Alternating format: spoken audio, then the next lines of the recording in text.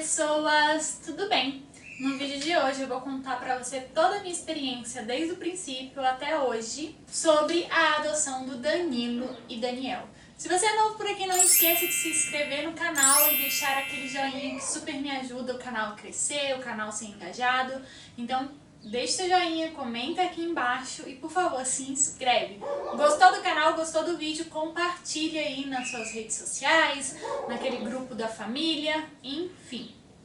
Não esqueça também de dar uma passadinha na nossa loja, onde você encontra camisetas como essa e várias outras estampas ligadas à adoção, com versículos bíblicos, chaveiros, todo chaveirinho vendido a gente vai transformar numa ação beneficente, almofadas, enfim, produtos lindíssimos para você, é só você entrar no link que fica aqui embaixo. A adoção do Danilo e Daniel foi minha primeira adoção, eu era super inexperiente, tanto em questão de ser mãe, quanto sobre o entendimento da adoção, do processo, enfim. E eles eram irmãos biológicos e foi muito rápido. A gente mal recebeu a sentença, a gente já sabia da história do Danilo e do Daniel. Na época o Danilo tinha 6 anos e o Daniel ia fazer 9.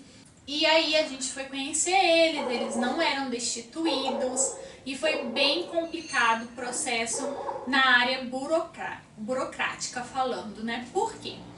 Há 7 anos atrás, aqui no fórum da minha cidade, era um fórum muito pequenininho, não tinha equipe técnica, vinha profissionais emprestados de outras cidades maiores, psicólogo, assistente social, às vezes até juiz, para dar andamento no processo. Então era sempre uma grande confusão, a gente não tinha muita informação, eles não eram destituídos e toda vez que trocava de juiz, de equipe técnica, fazia com que o processo demorasse mais ainda, porque eles iam verificar essa destituição novamente, verificar a família biológica novamente. Então foi um processo muito cansativo, muito estressante. E naquela época eu não entendia, eu não sabia quais eram os meus direitos, eu não sabia o que fazer. Então eu fiquei muito assim, a par do sistema realmente. E no meu caso, na minha cidade, era um sistema que não estava preparado para lidar com a adoção. Gente, me perdoa o barulho. Para mim conseguir trazer eles para casa demorou em torno de 1 ano e meio mais ou menos, para que eu conseguisse trazer eles para casa, justamente por essa questão de não ter uma equipe, de estar sempre tendo que verificar a destituição. Depois de 1 ano e meio visitando eles todos os finais de semana no abrigo, trazendo eles para passar as férias, trazendo eles para passar final de semana, eles finalmente vieram com a guarda provisória. Toda criança vem com a guarda provisória para você, com fins de adoção, né? E aí eles chegaram. E aí foi uma outra batalha, porque nós não estávamos preparados psicologicamente. Eu e o Marcelo, a gente era muito jovens, a gente era um casal e da noite pro dia nós tínhamos 2 filhos já grandes e eles eram muito indisciplinados, o Danilo tinha TDAH, tinha várias questões ali com agressividade, eles eram crianças bem difíceis e bem disciplinadas e isso foi passado pra gente antes mesmo da gente conhecer eles, né? Porém, a gente estava muito comprometido em fazer dar certo. A gente, antes de ir conhecer eles, nós já tínhamos a visibilidade de pai e mãe. A gente sabia que nós queríamos ser pais e nós iríamos aceitar a criança que Deus trouxesse para o nosso lar, independente da dificuldade. Então, nós estávamos 100% comprometidos e foi exatamente isso que a gente pensou. Então, mesmo eles não omitiram em nenhum momento nem a questão do TDAH, nem a questão dos problemas comportamentais do Danilo e do Daniel, eles nunca omitiram, eles sempre foram muito sinceros, falaram que eles tinham passado por 3 famílias, as 3 famílias tinham desistido e a desculpa das outras famílias era a questão deles serem desobedientes, indisciplinados.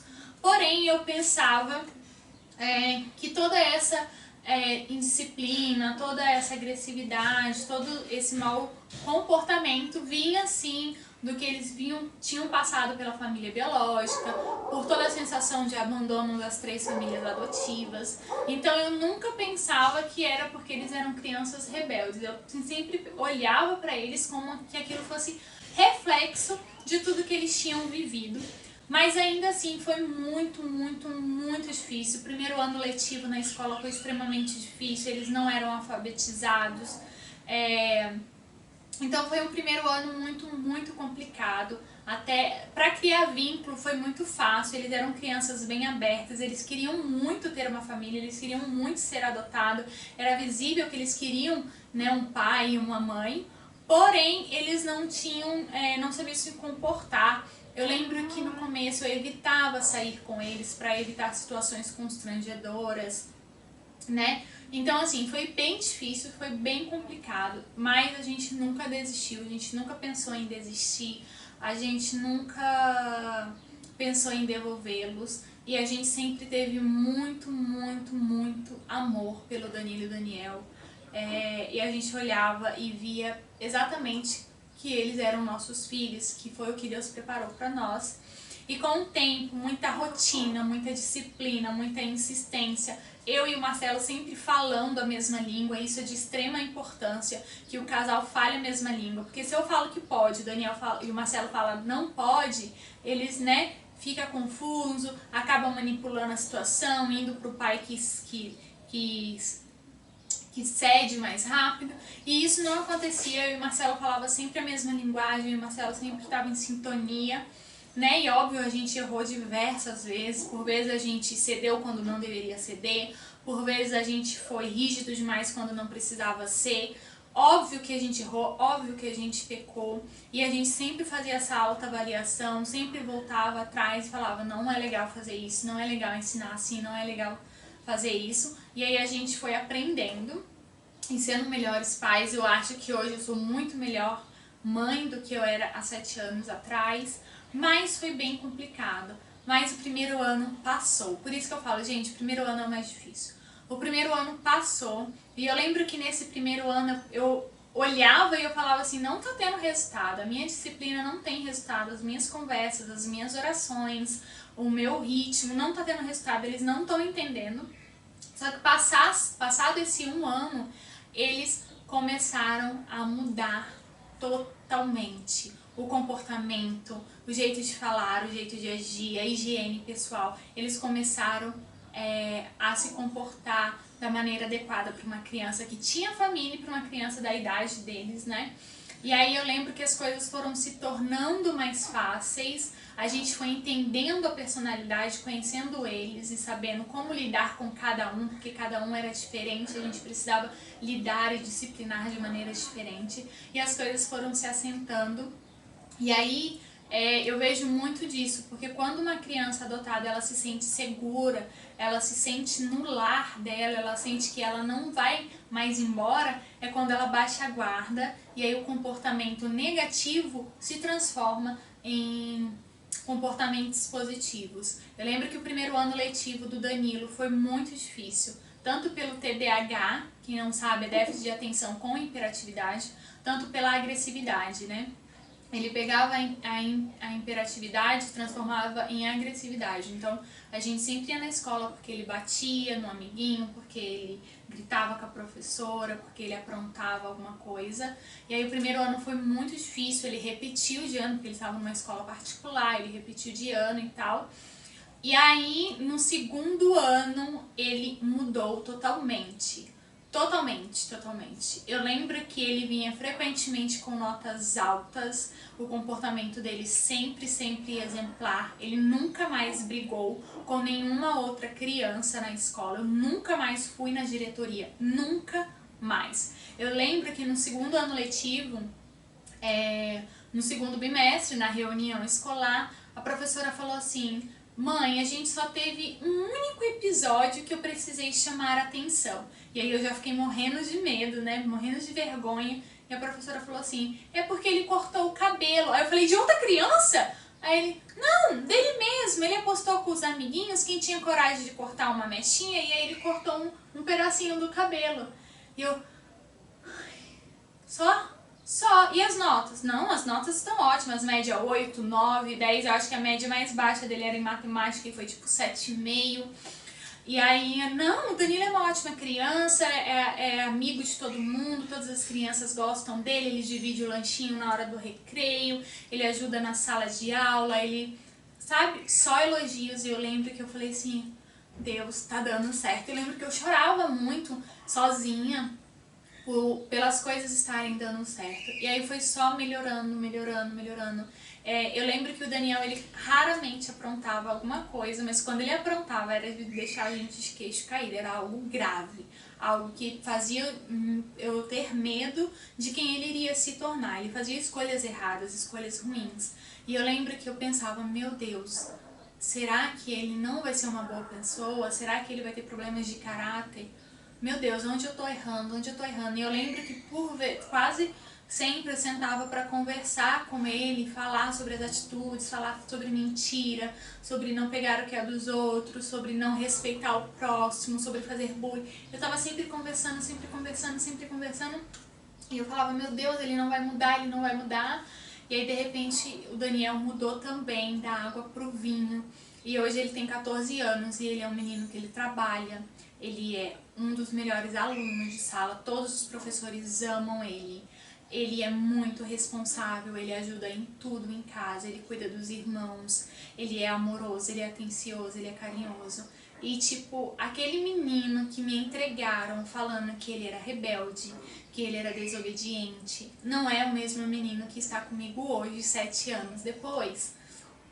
Sabe? Eu recebo elogio constantemente dos dois, sempre. Sempre que eles viajam, ou eles fazem alguma coisa sozinho com a igreja, ou com amigos e tudo mais. E aí as pessoas chegam em mim, me chamam num canto pra elogiar os dois. Eu sempre recebo muito elogio.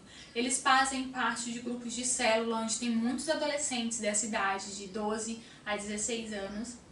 E eu sempre recebo elogio de que eles dois são as únicas crianças que não são chamadas a atenção, que ajuda a limpar depois do evento, que não desrespeita os adultos, que não fala na hora que não é para falar, que não falam palavrão, que respeitam, que são educados, que levam a Bíblia, que ouvem a palavra, que participam ali do momento da leitura da Bíblia, do entendimento da palavra do Senhor. Então, assim, eu só recebo elogios deles, sabe? E por que eu decidi vir e fazer esse resumo de 7 anos pós-adoção? Porque não é fácil, mamãe, não é fácil, papai. O primeiro ano é o ano mais difícil, em que você vai ter que educar, em que você vai ter que disciplinar, por vezes você precisa ser rígido. E é muito importante que isso comece desde o primeiro dia. Sabe? É muito importante que antes do seu filho chegar em casa você já tenha uma rotina programada, você já sabe quais são as obrigações, quais são as linguagens que você quer educar o seu filho, que isso já esteja determinado junto com o seu parceiro, com a sua parceira, para vocês falarem um único idioma. Então, vale muito a pena, não tenha medo de adotar crianças mais velhas. Eu não tive medo de adotar em nenhum momento os meus filhos por eles serem mais velhos. Porém, em alguns momentos do primeiro ano, dos primeiros meses, eu pensava, eu não sei o que eu tô fazendo, não tá surgindo efeito, eles não estão evoluindo. Por várias vezes eu pensei isso e hoje, olhando para eles, eu vejo uma mudança da água pro vinho. Você não diz que eles passaram pelo que eles passaram, você não diz que eles eram quem eles eram. Eles são muito educados, muito atenciosos, muito carinhosos. Vocês assistem o vlog, eles ajudam em tudo nos afazeres domésticos, eles ajudam o meu esposo, eles estão sempre trabalhando, sabe? Sempre fazendo um biquinho, sempre se oferecendo para fazer alguma coisa. Não, eu vou dar banho em cachorro para ganhar dinheiro, eu vou vender latinha para ganhar dinheiro, eu vou ajudar na lanchonete para ganhar dinheiro.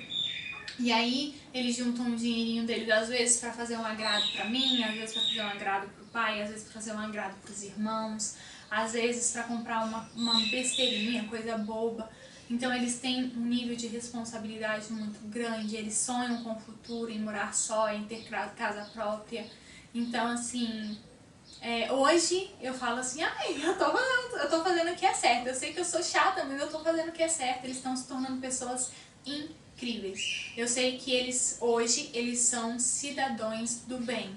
Acima de ser o meu filho, acima de ser uma criança, eles são indivíduos do bem, eles vão acrescentar nesse mundo, eles vão sair de casa e eles vão ser luz, eles vão ser sal, sabe?